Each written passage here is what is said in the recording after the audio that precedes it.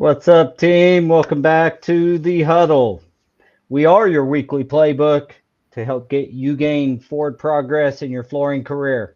To our new viewers, welcome to the team. What's up, guys? How's it going today? I Hi, want how are to you? introduce Tom Cockerill, who has been on the podcast before. And Tom is from the UK, so we are going to be talking global flooring trends, kind of a little bit about installation, probably get into some training stuff. Just a myriad of topics that we go over here at the Huddle. With me is, as usual, Mr. Jose Gonzalez. We are void Mr. Daniel today. He's again out on a job site trying to complete some work. So Yeah, get some stuff done. yeah, never stops. Tom, you ever get down on your knees anymore and put some No, floors in? I No. would simply no. Last time was COVID, was 100 square meters of flooring, and that was it. So probably 100 meters in the last 10 years on my knees. Well, lucky you. Goals, man. For our viewers out there that didn't catch you on the first podcast, why don't you give us an introduction? Kind of tell us, you know, how you got into flooring, what you're up to today, and a little bit about Tom. Yeah, no problem. So 20 years in the flooring industry. Started on my knees, floor sanding, then developed into floor fitting, predominantly wood, hardwood. Then went into a little bit of LVT, a little bit of laminate, but predominantly wood. And then fast forward to now, we run a business consultancy, training provider for the flooring industry. So we train anything from contractors to one man or lady in a van, all the way up to multi-seven-figure retailers, predominantly or only really on the business side of things. So we don't cover installation, anything of that nature. It's all to do with the business side. And then from there, the training, we offer mentorship and additional training. And then we work on, predominantly on my side of the business, we work with some of the manufacturers to deliver bigger projects that's similar to mentoring, but not quite. We get them from A to B. So that's us in a couple of sentences, if that makes sense. Nice. So, do you do when you're doing business training? You got any U.S. Companies you work with, or is it all in the U.K.? All UK. All All UK. UK. We've just done a course today. That's why I'm a little bit starry-eyed. So For everybody out there, it's 9 o'clock for Tom. It's 3 o'clock for us. It's 4 o'clock for Jose. So Tom's on Yeah. the backside of a long day. So yeah, we've had flooring contractors with us for 2 days. Today was day 2. So we've been right in the thick of it all day. And day 2 is sales, marketing, acquisition, things like that. And that's my piece. So yesterday I didn't do as much, but today was mine. So hence why 9 o'clock I'm smoked. So Yeah. What is the primary experience level of companies or individuals that are taking the courses you offer? how do you mean? So what would you mean by the experience? What we cover? Experience. Do we have new businesses starting up? Do you have people who have been in the business for a while that are getting the consulting? Is it a wide range? Literally every single variety. We had on the course today and yesterday, we had someone that had worked for a shop for a couple of years and then set up on their own. So they're in their first year of trading. And then we had commercial contractors that had been in the business 44 years, one of them. So big variety, multi-team commercial, and then just single operative out on the tools fitting carpet. So there isn't a niche flooring contractor. As long as they're either in a retail environment or on the knees, the course covers it. So it's You don't discriminate. You appreciate. I got it. Yeah. So yeah, it's it really does cover the basics, the higher level, all the way up to the higher level. So people get completely different items, and we're always really deep dive into that. What is the biggest take homes they're getting, and they're all completely different. Completely different. for the companies over here in the U.S. that do some similar things, I'm curious, what do you find like most um, most of these stores, like what is the, like if you had a number one thing that most of them ignore or are not like really paying attention to, or where do you provide the most value throughout your course? Obviously your whole course is valuable, but is there one thing that, or a couple of things that most people are missing? So predominantly, I would say, of the industry, I don't cover it. Sarah covers it, but the financial side. So completely comprehending your numbers from start to finish, not sort of freestyling, not a little bit of guessing, maybe adding some, you know, exact measurement of where you are now, where you might be in the future, and and things like that. Exact, not sort of. It's always, most of it is made up from the ground and then work up. And if there's money in the bank, that's okay. Not done Yeah. on any sort of tiered measurement. So that's normally um, right across from the smaller turnovers to the bigger turnovers. A lot still don't know where they are. And it's just That, because there isn't education around that. We all yeah, sort that of start line, that, business and where do that, we find this information? It's we. yeah. Yeah, that lines up. That's That I would say 100%. that's probably the number one. Uh, that and in a second place, I would say is truly valuing your craft. Like not just getting into it because you worked somewhere for a guy for a year and then you think you can do it, so you go out on your own. You don't go and seek out any formalized, standardized training or anything. You just go out and start putting stuff in.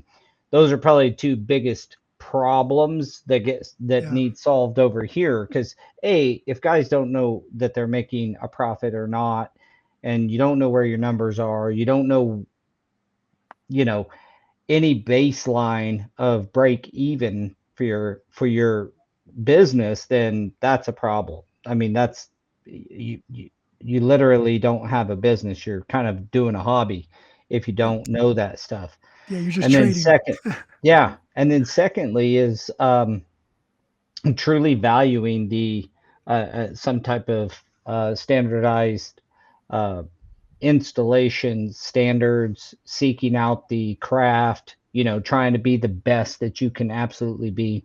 Trying to obviously change that here, but that's interesting. I wanted to ask you that and see if it lined up. So we are going to jump into a couple of product topics. I was curious, we have the title Global Flooring Trends. I was curious what's rocking over there in the UK. What do you guys primarily still, installing both maybe residential, if you have any insight in the commercial world?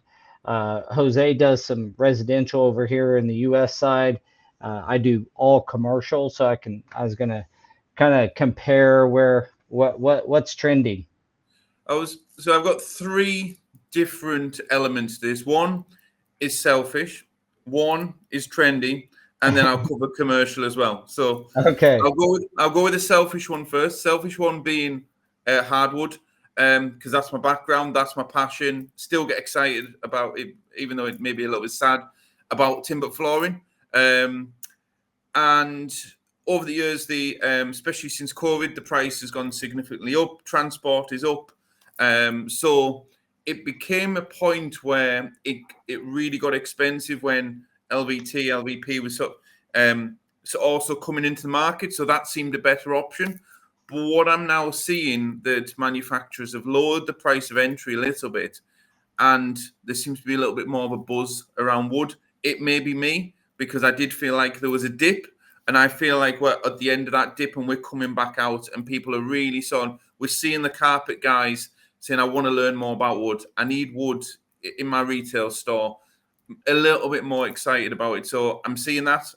I see it firsthand. So that's the selfish piece. The main thing that I think is getting other people excited is the LVT that's got the basket weave chevron. We would call them Victorian tiles, so very small, intricate tiles, and replicating something in the Victorian time and things like that. And the manufacturers are bringing out better and better replications of this sort of real specialty flooring. And that seems to be a buzz. That's the trendy. And then probably could deep dive much more into these, so please feel free to dig back into them. Commercial side, people seem to be start on the environmental piece of, saving the whales and saving the plastic straws and all of this. Yeah. And that's Save where the turtles. they want to start the journey. But then they end up where it actually looks like, and we'll end up possibly with a different hardwood or an LVT or something like that. But they start with saving the whales, and it's and that's what the architects and the designers seem to wanting to speak about. But then we work back and then look at price and product and look secondary. So that's an overview. So you guys can now throw maybe something at me with any of those points. But that's my overview of what I feel 2024 has produced in the UK. I would say on the commercial side, your LVTs, they have gotten a little bit fancier with, I would call it with some designer friendly product lines that bring some of that chevron patterns and different patterns into the LVT, and they seem to be pretty much limitless with their ability to create imagery. So LVT is still just a juggernaut in the commercial atmosphere, along with carpet tile. On the other side, in commercial, is there's a lot of products that are coming out that are environmentally friendly that actually Shaw's come out with one here that is an LVT that's in cradle to cradle, cradle to grave, and has a good price point. Because like you said, what typically happens is we get designers or architects that are really gung-ho about the green products, but you get into the pricing, and before you know it, it's 35-40% higher, and they start asking for value engineering ideas, and before you know it, they're just using good old-fashioned LVT.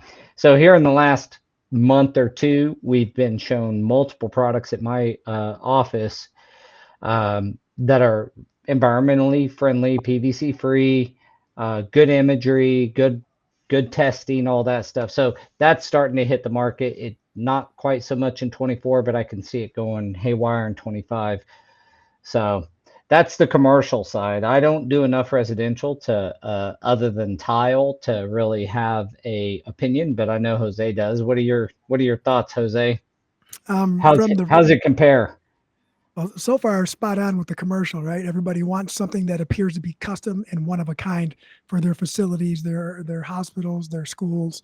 So there's a lot of custom high end work going on in the commercial world, and everything is modular. Unless, like you said, unless value engineering is in play, and then you start getting like some broadlooms and some lower end wear layers and materials. But for the residential side, honestly, where I'm at in our location is hit or miss, right? It depends on the age of the demographic.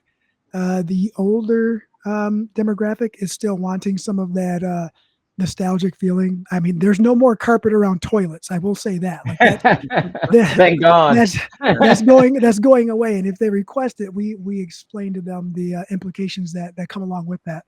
But for a while there, it was a laminate, but then that's shifted over to the rigid core.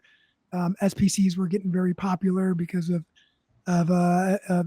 the we didn't have to put an expansion every so many square feet, right? So SPCs got popular, but then that is actually fading out now, and it's more SPCs and items like that. The DIY thing is kind of fading away a little bit because of all the failures that everybody is seeing. And I think that's where the SPCs and the drop lock systems came into play.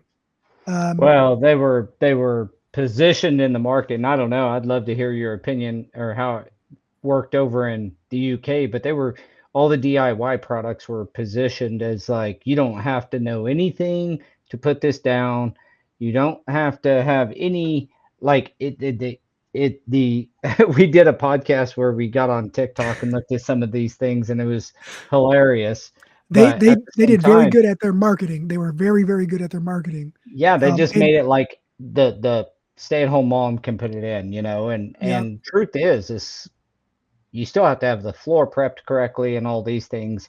And uh, so I think that caused a lot of the failures, um, you know, both mainly in residential, but even a little bit in commercial, where property managers were starting to do oh some yeah. of their own stuff because they thought that it was no problem. It's just carpet tile. How hard can it be?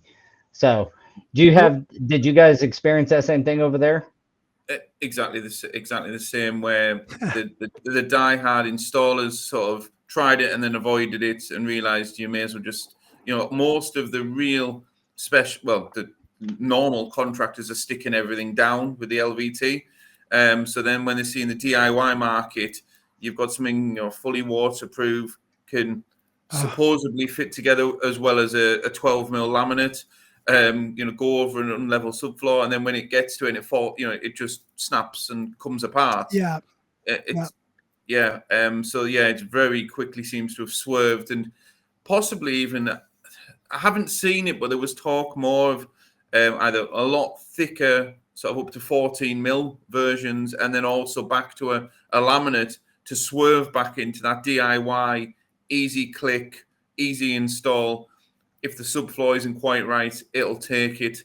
I did see on a flooring display in a showroom, and it said suitable. Like, it was on the point of sale, and it said product is suitable for unlevel subfloors. And that just didn't resonate. I'm thinking, how I've, can you've never heard those two Yes. things put together in the See, same sentence. they didn't have a picture of it because they had a transition every third piece. Every third row, there was a transition. That's what they didn't tell you. So going back to that conversation, so we just had a potential client call, and I went out and measured, and she was talking to me on her phone next to her husband, and she's like, well, we did the DIY thing, but now since all of that failed, we wanted to call a professional to install it. And I was like, oh yeah, they advertise as DIY. Unfortunately, the homeowners are still subject to the same standards as a professional. And if you don't know those standards, or you don't abide by them and something goes wrong, there's no coverage. So, I mean, I wasn't trying to sell anything, but I was just explaining. And yeah, but I'm glad Well, to you see should that. try to sell, because many DIYers, they don't understand. The fact is read the install instructions. I guarantee you that somewhere it's going to have an ASTM standard somewhere, which is the American testing of standard measurements or whatever. Yep. It's going to have these standards that you got to know. Whether it's F710 or 1869 for moisture and all these things. And then on top of that, when you both mentioned moisture proof, or waterproof, Yeah, waterproof. that is such a misleading way to sell something that is not truly. I mean, yeah, if you spill a cup of water in the middle of the slab of the properly installed tile, it's probably not going to cause you a problem. If you get it around the edges and underneath of it, you got yourself an issue. And anyway, that's Yeah. funny. Same kind of challenges no matter where you go. Yeah. Well, I think failure is failure no matter what, right? A bad installation in the U.S. is still be a bad installation in the U.K. I don't think that really separates us from them. I think, Well, but not they to say have anything. different products. I was talking to Johnny, which is a associate with Tom and Sarah, and they have like flat weaves and things, and we have flat weaves, but it sounds like you could get certified in just flat weaves and stay busy. Almost. Yeah. Yeah. There is guys that are just simply carpet guys. There's people that simply just wood guys, just sanding guys. And there's very, very few that can do most items. I probably know 2 or 3 contractors across the country that have got a skill set in multiple different fields. So, we're not. The LVT guys tend to stick with the carpet, and then the wood tend to stay together. And both, there is some crossover, but they seem to be the channels. But yeah, you can. I know people that look at the sizes and naturals, and do more of that. So, and then you've got I'm not going to call them enthusiastic DIYers, but the handymen that can do the laminates, but don't do any stick down. So they're not really. They're few and far between what I would see, but they definitely exist. Do you guys have so like over here, if you're in the natural fiber, that's where you live in flat weaves as well. Like those guys are usually, natural fiber, sisals and seagrasses or sawgrass or whatever. That's a whole different world from me, but the training is kind of formatted that way as well. But so yeah, it's funny when I was talking to Johnny how it seemed like, it's more niche even. Yeah. You know what I mean? It's more niche over there. That's what I was going to Over say. here, Yeah. you gotta do more than just carpet to stay alive. And LVT and carpet guys, they do tend to that is kind of where, if you're a good carpet layer, you probably know how to do LVT or vice versa. So interesting. Yeah. It is. I like the idea that people are still taking the artistry portion of the industry a little more serious somewhere.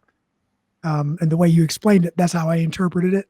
So I'm just going to leave it like that. If it's not like that, nobody tell me, please. I just want to appreciate that for a moment. So Tom, do you guys you were talking about kind of that Victorian, did you say Victorian? Tiles, very small tiles, so Yeah, little triangles and patterned floors, that type of very, very intricate patterns. In your LVTs? Yes. Oh, really? And they replicate old Victorian, Georgian, UK house tiles that you would have found in the hallway predominantly. So yes, really sort of nice tile effect. That's what it is. It's very, very small, like mosaic tiles basically is that, yeah. But in the sort of Victorian tile, that seems to really sort of quite inexpensive, but it's still nowhere near the same price as doing it in tile. So it's a modern twist, and they're just getting better and better and better. But they probably retail around £100 a square meter, I would say, plus your install, which tends to be more. But the finished result is something completely different. Yeah, really cool. Awesome. I think your Victorian era is probably way fancier than ours. So, well, I'd never heard. Of course, I'm not in the residential world, but I've seen some of the medallions that are like pre-put together. They just basically water jet the stuff out, and it's kind of pre-put together, and you just put it together like a puzzle out. So I've seen some of the medallion stuff, but not where there's any overall floor like designed to the individual LVT that the installer puts in himself. I mean, it's a medallion in a box, and you slap it together and put it together, cut into it basically. So they brought out like bordered edges that have got complete curves in, sort of 90-degree curves. So so it looks like they've bent the LVT around the staircase or around a curved wall. That's one piece. But then it's cut in. I mean, I wouldn't even know where to start to install it, but the LVT guys, it's getting more and more intricate, and the borders seem to be the things that really sort of set things off. I see the point of sale of it a lot, but it's the point of sale in the showroom works much better actually on the floor, on the deck, because you can show the borders and things like that. On a sample board, doesn't quite do it justice. Yeah. And how do you guys are there additional skill sets needed with that, or is it literally like kind of putting things together? If you're a good LVT guy, are they able to do this without any additional training? I think a lot of people are willing to give it a go because they've done the borders, they've done the sort of detail strips, and it's just a little step up from that. But there is training providers that will deep dive 3 days just into design work. So yeah, you can do. There's multiple courses in the UK. You could, if you want to really focus on the design work, you would go and sit a two. But it's definitely not mandatory, and it's definitely not something you would get asked in a retail environment. Have you sat the course? It's more to get that skill set up to say, to just like anything, just get that your level of skill set up. So, yeah, there is multiple training courses for it. Gotcha. Now, Awesome.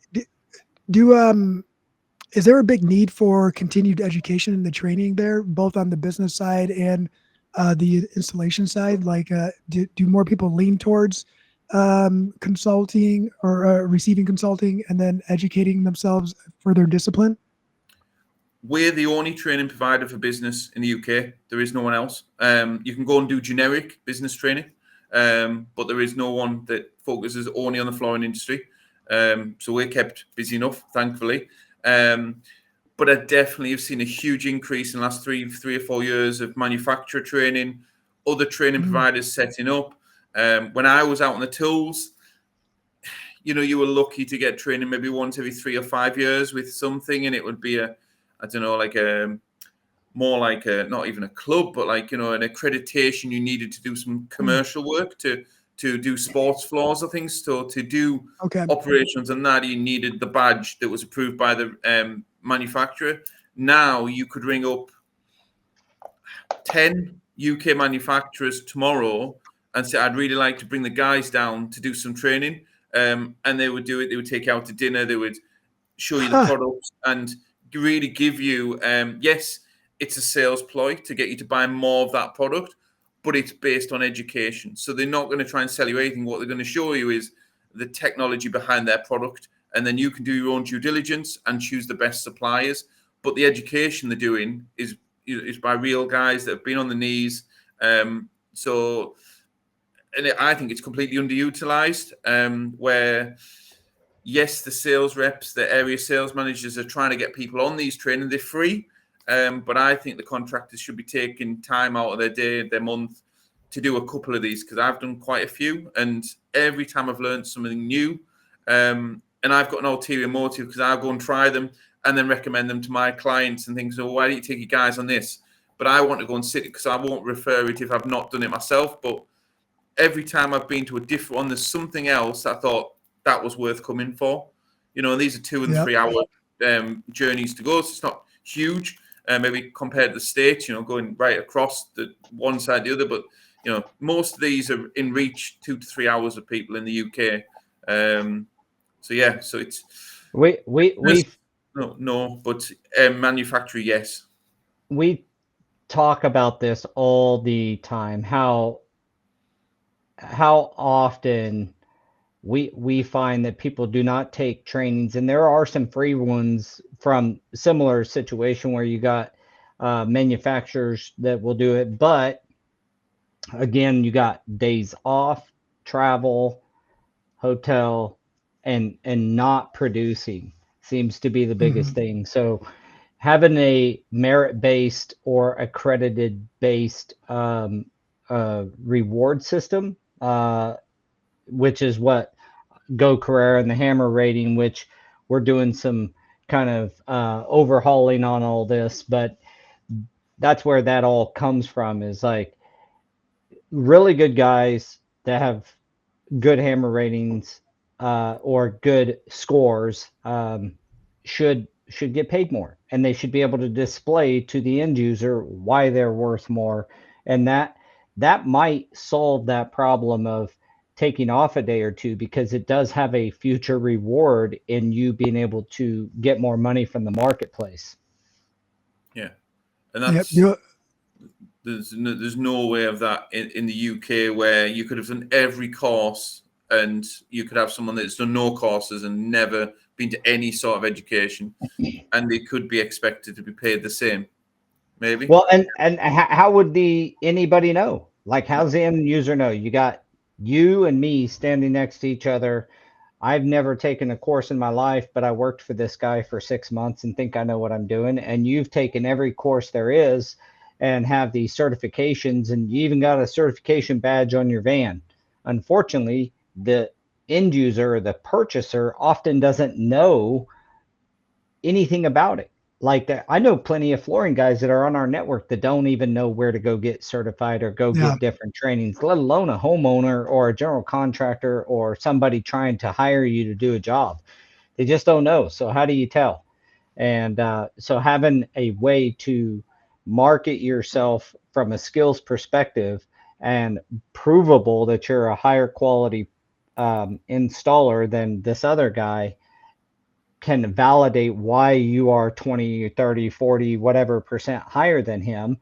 And we're hoping that we can, with some of our marketing and rebranding and kind of a new approach at it, really start to create this atmosphere where the really good guys get, not that when you first get in, you shouldn't make money, you should, but it should be tied to your skills and experience. I mean, a doctor's there's almost no other trade or skill. I don't care if you're a doctor or a lawyer, whatever, that doesn't get paid as you get more experience and more training. If you're a family physician versus a brain surgeon, we know which one makes more money. Yeah. Attorneys, same thing. If you're a, intern, if you're the difference between being a lawyer and a partner at a firm, or somebody who's in corporate attorney versus a family attorney, a family law. Like, these things have levels to them, and so does any trade, any skill, I think. And we're attempting to, and we've obviously been in talks with you guys about this stuff, but in an attempt to get the good guys paid what they're worth and have homeowners and property managers and contractors know the difference of the installation they're paying for, they may be able, we all may be able to get out of this low bid guy gets the job kind of scenario.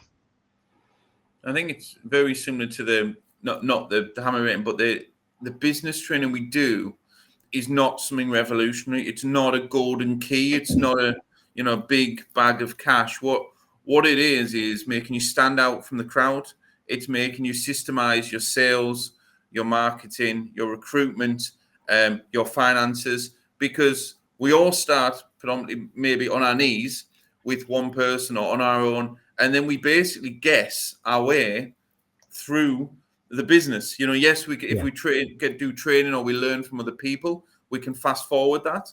But quite a lot of guys literally just get a van and go, okay, I'm now going to make this up for the next 5 years, and then we wonder, well, why is that company doing better? And it could be down to I don't know, like passing down from family, like learning from people who've done it.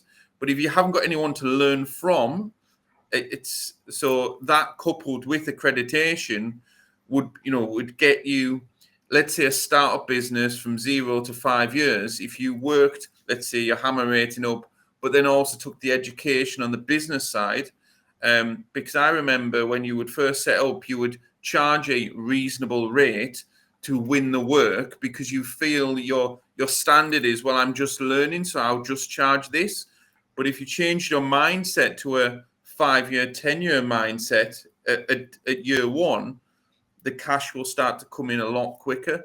And that's it. Most of the gap between the guys that are earning or not is mindset, not quite a lot of the time, not skill set. I mean, yes, fair enough, sometimes it is definitely skill set. Yeah. But quite a lot of the time, it is literally they're getting in their own way that they're incredible installers, but they're still charging what they charged 3 years ago.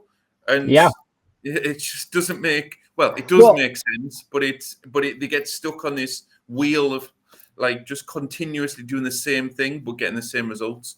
That's why that you got to know how to market yourself and bring your skills out to the forefront, whether it's your marketing skills, your business skills, your installation skills, and be able to present that, hey, I am a better option than the other guy. And we have the same thing that happens all the time. Guys they literally, it's like two guys talk over the weekend and jump in a van on Monday and say, we're L&L floor covering installation.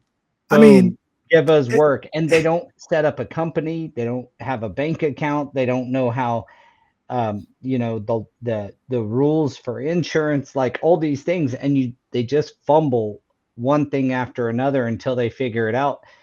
You could shortchange this learning curve by getting with companies like yourself and shorten the learning curve down to where you're operating at a high level. And that's what I really get excited about when I start thinking about, whether it's accreditation and training or business teachings, is it will pay for itself, guys. Like you can shorten this learning curve down much shorter if you get properly trained on both business and the technical skill. I just want to butt in and add to your scenario you just explained, Paul. Is you just explained exactly how Preferred Flooring got started. Yeah. Got let go on a Monday. Daniel got let go on a Tuesday. We had a van on a Wednesday. Had our first project on a Friday. Like that. You just explained it to a T. Like, what do we got to do? And how many pitfalls did you fall into? Very, very many. Yeah. Very many. It wasn't that much different for myself. Like I was an installer that decided to go out and give it a go. And I did a few things different than most installers. I opened a company and I paid myself a salary every week. Every bit that I made over my salary went into the bank account, and that's how I built the business up into an actual business. But not everybody does that. In fact, most installers I know, they take a job, they have no idea if they're going to make money on it.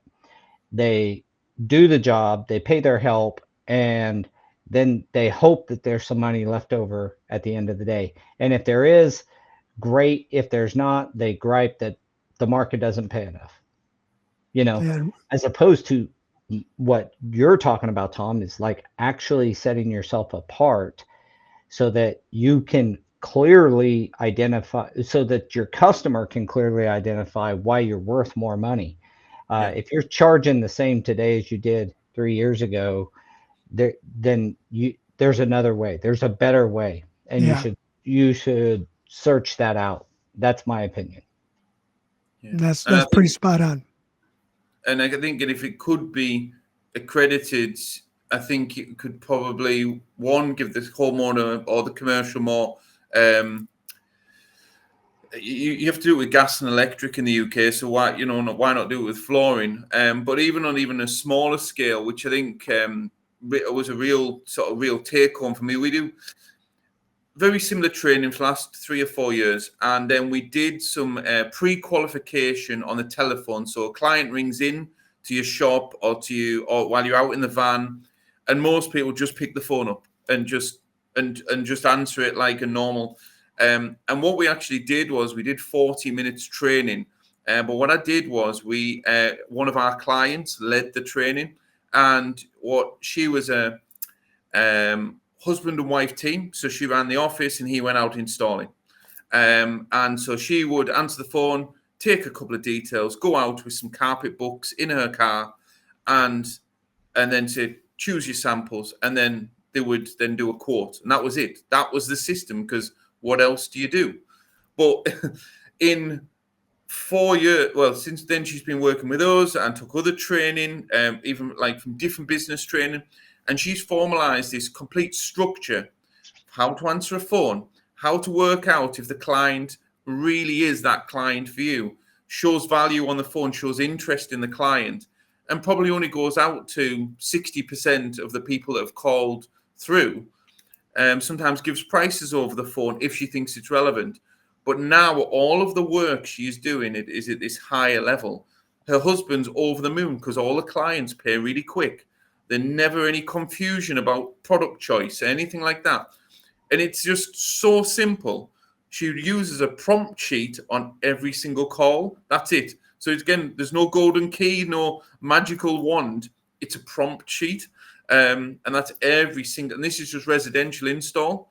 So if there could be like, if just flooring contractors went through that training, that's a tiny 45-minute, 1 hour training, but it literally could change your financial position. It's changed hers. It's changed other people within our network that have done it. And the thing that's great is she led the training, not me. We discussed it beforehand of the key words, but she now is impacting others by a simple piece of paper. So we don't need to change the world. I think we just need to change a little bit more education rather than freestyling it and guessing, because guessing doesn't work all the time, I think. Well, and like you started off, it's a type of pre-qualification. Yeah. You're pre-qualifying your customer.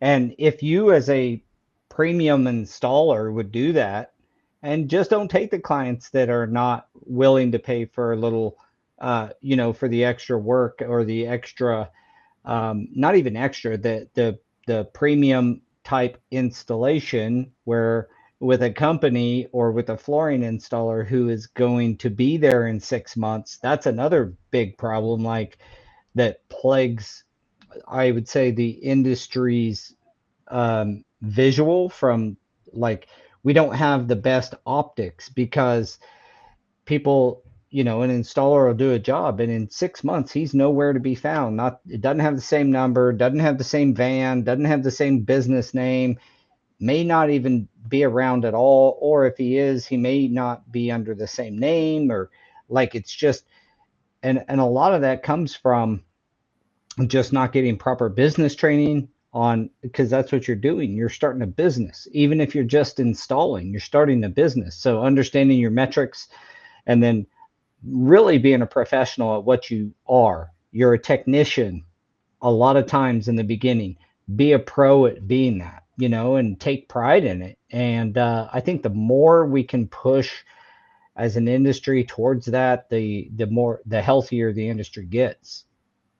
And I like the way you formatted all that too, because what she did was she stumbled upon a structure that vetted, like you said, pre-qual or vetted her client, and it slowly, as she went down her sheet, it slowly put them into a category: client, no client, and that was I like that. You just get better clients. Is that the bottom line, Tom? She got better clients. She just gets better clients. She just gets better and better clients. And she's even gone one step to the outer comfort zone, asking questions such as, have you received any other quotes for this job? And that's not so bad.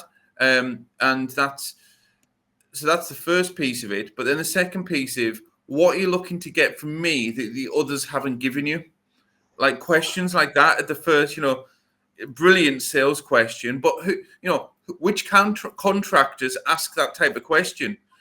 So at that point, Mrs. Jones would be saying, well, the first guy didn't turn up to come and look around. The second guy didn't even price the job. And the third guy came back with a price for something exorbitant, like 10,000, and didn't ask me any good questions. So she said, so if I can come within your budget with the right product, are we going to be, we should be able to work together? Absolutely. And she's never met this person. So she's getting really sort of building rapport.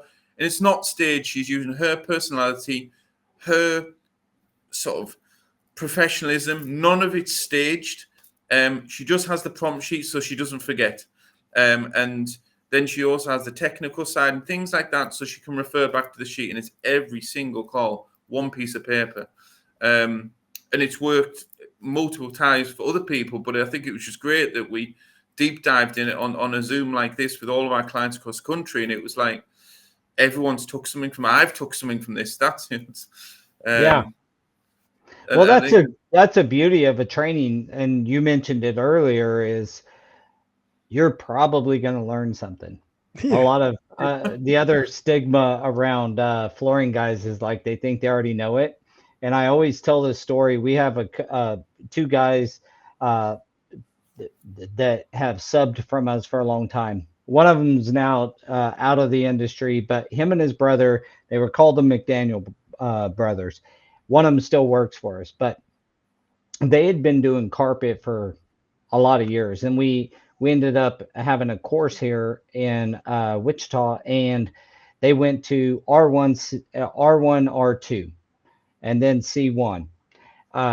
So 3 courses with CFI, and these guys have been doing it for a lot of years, but they were the same type. They learned from their uncle and thought both of them came back raving about how much they learned. All these little tricks and ways to not have to go back, and ways that would make the client happier, and just all these little details. And that was a technical training. So yeah, I'm blown away when I go to a course of any sort. You're always probably going to learn something. I was going to say, I don't think I've done a course that I've not come away with something. I really don't think I've done any, and I've done multiple installer, education, business, mindset, emotional, every single type of training I've done. I don't think I've ever come away and thought, no. Some of it, may have not been relevant, but I still came away with something and thought, I'm gonna use that. So I think I'm sure they do exist, but I've not ever experienced, and I've done lots of training. So it's That roller coaster you just talked about, sometimes that all happens in the same day on the same project. Yeah, it sure does. Well, we're already nearing our time, and as a reminder for the audience, Tom is pushing 9:30 probably at this point. What time is it there, Tom? Almost 10 o'clock. Almost 10? Nearly 10. Okay. Yeah. Well, we're going to cut it a little bit short today. And thank you, Tom, for joining us. It's always awesome to kind of get you on and hear your guys' mindset about the industry, because not only did you come from the flooring technical side, you guys run a training program. If that ever gets fully online where some US people can partake, make sure to let us know, because I think that would be amazing. No, absolutely. We can certainly do things on Zoom. We do a lot on Zoom, but most of our training's in person at training center. But we're doing mini ones all the time. So yeah, it's we'd love to have you on. How can everybody find that? There's nothing available. I mean, the website's cockerillandco.co.uk. That has our UK-based courses. But if anyone reached out to us and said, "Look, I'm struggling with this," I'm sure we could probably help. Or certainly invite them into a group environment where we've got other contractors that, and that's what we're kind of doing. Probably focusing next year is bringing our higher level clients that have been through all the training to help others, because there's only one of me and one of Sarah. So the more people we can impact, more families we can impact. That's what we're there trying to do. So, well, if anybody in the audience, if this is resonating, let us know, and we can definitely get you hooked up with Tom. It's Cockerill, Cockrill. Yeah, Cockerrill. Okay, Erill. And then ANDCO. Okay, Cockerill and Co. Yeah. Okay, cockerillandco.uk, right? .co.uk. .co.uk. All right. So hook up with those. I'm in contact with Cockerill and Sarah, and I talk to Tom every once in a while. I think I talk to your wife more often, but we can get you guys hooked up if you want to look into their trainings. One thing I would say is you never know what you might learn from somebody across the pond about how you guys might do a business just a little bit different than we do. That could be a really big benefit. So if anybody just reach out to me, paul@gocarrera.com, and or you can reach out to Jose. He'll get in touch with us. Anybody, 100%. Roland, says, I always say if I'm the smartest person in the room, I'm in the wrong room. That's particularly true for you, Roland. I'm just kidding, buddy. All right, Tom. Hey, thanks for joining us today, man. It's a pleasure, and thank you for staying up and having a great conversation. Jose, thanks again for always being here, my man. And Do what we do. with that, we will catch you the next time you're on the Huddle. Thank you. Thanks, everyone. All right, thanks, guys.